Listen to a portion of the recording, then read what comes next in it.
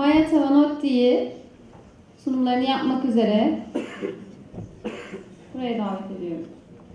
Hello everyone. First, like all the other artists here, I'm eternally grateful for the opportunity to come here and to add a little bit of beauty and to help support the cultural growth of this community. The Gaziantep Mozaik competition has really seems to have taken a grip on many artists around the world, and I'm one of them.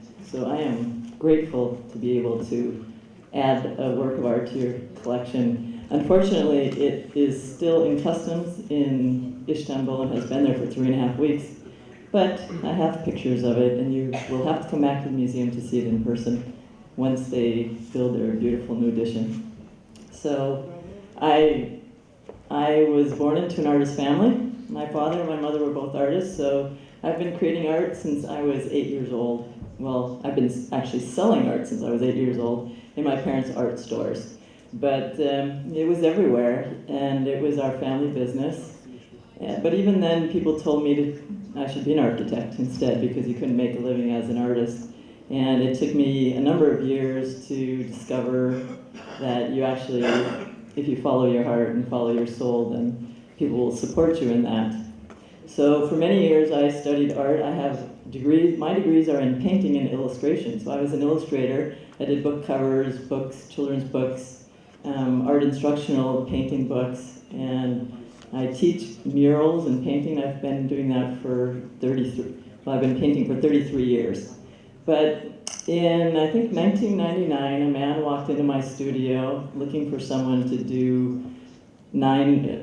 mosaics for a school that's on the National Registry of Historic Buildings in California, right by where my studio was. And he walked in and he starts telling me about this story. And I said, well, I've always wanted to do mosaic. He says, well, there's 9 of them. I said, well, I haven't always wanted to do 9 of them.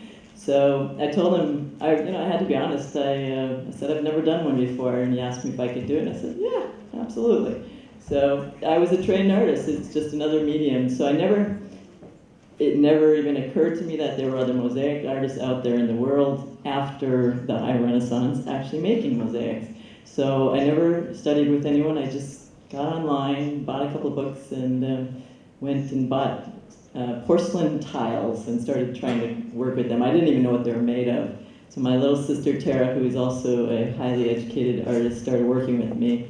And this is the school. These are the very first 9 mosaics I've ever done. It took me 1.5 years, and it was an extreme learning curve. So this is my very first mosaic, and it has basically 22 colors. It's vitreous glass, which I really don't enjoy working with. But from there to the 3rd one, my learning curve was so dramatic, and I started to use all different kinds of glasses. I was working in the indirect method, which means I was working face down. I couldn't see really what I was doing. And then maybe 8 years later, a woman was working for me, and she had been a stained glass artist, and she says, why don't you ever use stained glass? And I said, what do you mean stained glass? I mean, where do you buy stained glass? Again, I'm a trained painter, and I have never been to a workshop. I had never been to Ravenna until 2 weeks ago. And she says, oh, there's a big warehouse real close to here. And I walked in. Turns out I live 15 minutes away from the largest stained glass distributor in the world. And I walked in, and it was just like the clouds parted. And it was like, oh! And I completely changed my work at that moment. This piece was one of the very first ones that I did I'm still working in the indirect method, but I'm incorporating stained glass. This piece is 2.5 meters by 8.5 meters long. It's a very large piece for a private residence in Newport Beach. And it's called Sunsets. I walked up and down the beach for 11 days, and I photographed it and tried to create a panoramic that captured the essence of the passing of time and the different qualities of light over the day. So this is actually my largest mosaic to date. And it brought me many, many more projects. This is us trying to work on getting 24 sections all to fit together to be delivered to the site. And that's actually my little sister there. So we live very close to the beach in California, and a lot of my work is highly inspired by water. And also, you know, that's my Endless Summer guy from the very famous surfer movie, Endless Summer. But every piece this one's very smooth because it's still in the indirect method. And my name has always been of interest to me because it's spelled like Mia, but it's pronounced Maya. And care of my confused parents. My father was Italian, so he got the spelling. My mother was Swedish, and she got the pronunciation. So they couldn't agree on anything, so I got a lot of confusion. But Mia means one or mine, and Maya, it tends to have two different meanings. In many cultures, it means the illusion of life or the veil of life, and in others, it means water, the source of life. So water has always been in my soul, and all my works are very personal. They're primarily about transformation and the integration of the veil, the illusion of life, with spirit, you know, the combination between mind and body, or spirit and body. And so in most of my work, and I chose to focus on these works on my mermaids and also on some newer pieces, because they really are indicative of what's been traveling through all my paintings and most of my mosaics for 33 years. So this is Metamorphosis. And Metamorphosis, all my mermaids are Metamorphosis pieces. They're all about her trying to find that perfect place where she can breathe under the water, you know, and the water being a metaphor for her soul, her emotions, her spirit. She's always dragging her veil around, her banky. There's always fabric, and depending on how transparent the fabric is, it speaks to how well integrated she is at that moment in her life. The fish is symbolic of the perfect element. I mean, the fish is perfect in that water. Swims, and so the question is she taking on the color of the fish, or is she becoming more human? It's hard to tell. So I'm not sure how it happened. I did one mermaid, and now it's become a series. This one is in a house in Hawaii. She's quite large, and she's called Woman in Red. And red being that color of passion, and it can mean a lot of things, but it's in this one it's more about passion, less about anger. And again, she's always in the water. And this one is completely stained glass. It's in the direct method. Once I switched to the direct method, which means face up, I was able to really focus on features and develop a more naturalistic style because I could see what I was working on. I was no longer cutting and gluing them face down and trying to remember what I just did. So this is maybe done in 2005. And then in 2010, I entered a very large competition, and I had to do a very, very large piece. This is called Svelata, which means unveiled or revealed in Italian. And this piece is 2.5 meters by 4.5 meters. It's very large, and it's all stained glass. And it's number 17 in a series of works I've been working on, but the others are all oil paintings. This is the first one in mosaic. And I had about 11 weeks to do this work, but I had a team. I had a couple interns and my sister, and I had to learn how to work in a new way because I didn't have enough time. So at this time, I started to really look at the stained glass and the inherent beauty of the glass itself, and to find sections in it that I would cut into mosaics, but I would integrate with the more traditional areas of the mosaic, and it enabled me to make mosaics that were even closer to my aesthetic of painting, which at that time was a large focus of mine. People say I paint with glass, but there's no paint there, it's just all glass. And you can see how large this piece is. So there's another detail of her. There's a lot of different shapes, and I tried to also push my glass. While they're naturalistic, I also try to really push myself towards creating the illusion of transparency, again, to me, that transparency is the veil. It speaks about the levels of how exposed we are, how vulnerable we are, and the integration, how integrated we are with our environment. So they're never just right on the surface. There's always something you can't see as well. And the less you can see it, the less it is being understood in my mind. That's kind of how I represent that.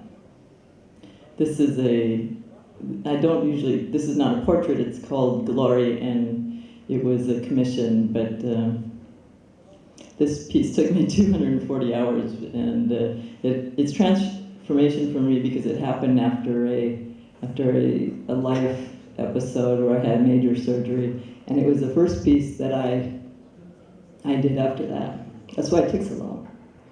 Anyways, this is Bat Yam. Bat Yam, I finished right before I went to Israel recently, and she's named Bat Yam after it's a Hebrew word, and it means daughter of the sea. And she is being inspired by the queen angelfish. So this is not Bat Yam, this is called Queen of the Angels. And she, again, is metamorphosizing herself into a fish or something that is more integrated with the water. And I think the primary focus in my work is creating a sense of, with light and with motion, I'm trying to really create a sense of beauty. I'm really drawn to beauty and its transformational powers. So I use a lot of methods from my painting and from traditional painting, and I push them into the glass and try to really, really create a sense of depth that draws you in. It's very sensual, and I'm trying to provoke an emotional experience. I'm not much of an intellectual, so that's my focus. My work is basically, I've been told that I try to make people cry. So now this is Bat Yam. Bat Yam is my newest daughter of the sea, and I just finished her just a couple months ago, and she is inspired by a betta fish, and she's either transforming from the red, which is the passionate, more full-bodied aspect of herself, into the white, which is more pure and maybe more enlightened, and she's being reflected on the surface of the water. So I like to play with my figures and their reflections and moving in and out of their environment in different ways, not just seeing her, but seeing her reflection or seeing her through something. And her and the fish, it's almost like Michelangelo's moment of creation. When you see this, it's like that touch. And this piece is taking me to another level also. Again, it's all stained glass.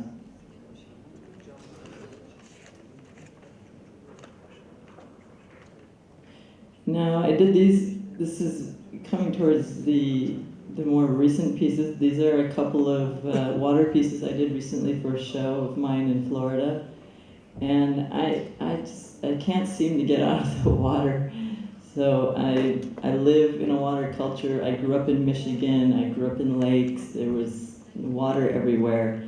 And it's something that I've never been able to live away from.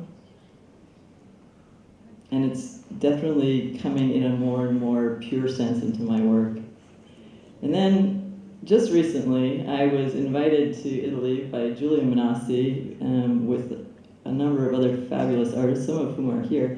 And I was challenged with something I've never done before. I had never done a sculptural mosaic. I never even did a frame. I never did a vase, nothing. It was all two-dimensional. So here I have to go to Italy and I have to do something on a chair. I have to revision a chair. So I worked with a friend of mine who is one of the most well-known surf artists in the world. He's a sculptor, a painter, he even does micro paintings. And I went to him and I said, I don't know what to do. I had never studied sculptural mosaic with any other artists. I didn't know how they did it. But I wanted to, for me, I really wanted to marry my paintings and the idea of the fabric, which is in all of my paintings, and I'm sorry I didn't bring any of them today, but I wanted to keep this short, with the glass, with the mosaic, and also with this beautiful chair. I didn't want to hide this chair. I wanted to celebrate this chair, which after I had designed it, I discovered the actual designer, Italian designer's name for this chair is actually Surf.